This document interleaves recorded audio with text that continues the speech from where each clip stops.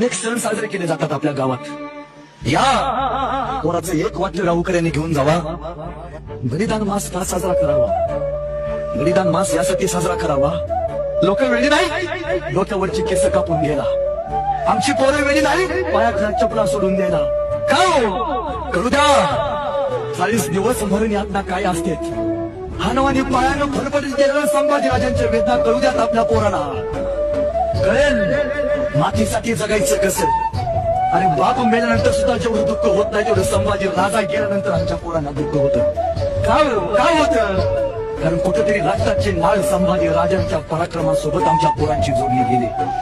आयुष्यात आपल्या पोरांना एक वेळ एखादा सण नाही साजरा करायला लावला तरी चालेल, पण आपल्या गावातल्या पोरांना बलिदान मास साजरा करायला शिकवा, तरी तुमच्या पोटी तुमच्या गावात संभाजी राजा नावाचा छावा जन्माला आल्याशिवाय राहणार नाही।